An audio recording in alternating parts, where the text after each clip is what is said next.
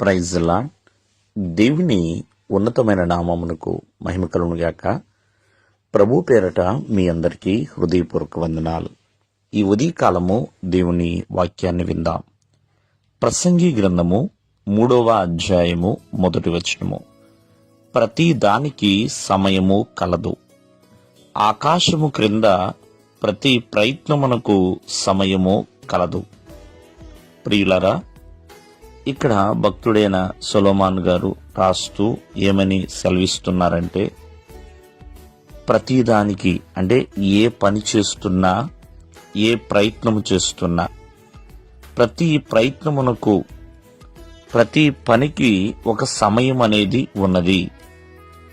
ఏంటంటే ప్రియమైన వర్లరా, ఒక మనిషి పుడుతున్నాడన్నా, చనిపోతున్నాడన్నా, మాట్లాడుతున్నాడన్నా, మరి నవ్వుతున్నాడన్నా, దుఃఖిస్తున్నాడన్నా, సమస్తము ప్రతి దానికి కూడా ఒక సమయం ఉన్నది.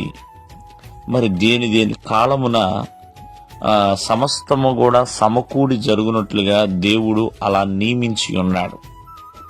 కావున ఈ ఉదయకాలమందు ఈ సమయాన్ని మనకిస్తున్న, మన ప్రయత్నాన్ని సఫలము చేస్తున్న ఆ దేవుణ్ణి మనం స్తుతించాలి.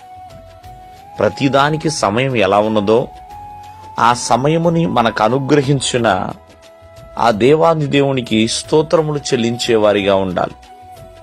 ఆ సమయము వచ్చేంత వరకు కూడా వేచి ఉండాలి, ఎదురు చూడాలి, తప్పదండి.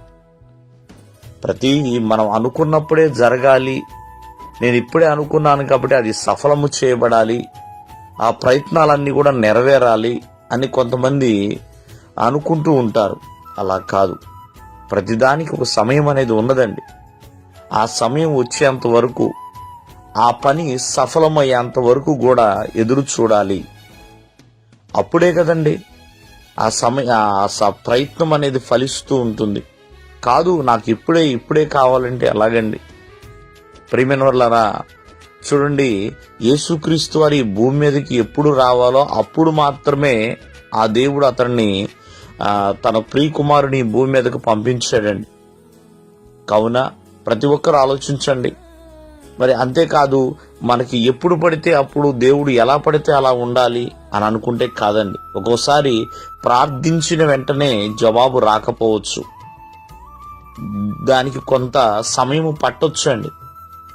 అలాగే దేవుని ఆశీర్వాదమైన, దేవుని మనకిచ్చే స్వస్థత అయినా కావచ్చు.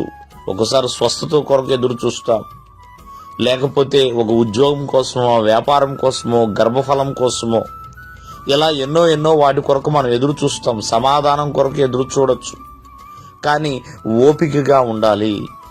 అలాగే ఆ సమయం దేవుడు మనకిస్తున్న దేవునికి స్తోత్రము చెల్లించాలండి. అలాగే నీ ప్రయత్నము సఫలము చేయబడిన తర్వాత దేవునికి కృతజ్ఞతాస్తుతులు చెల్లించేవారిగా ఉండాలి.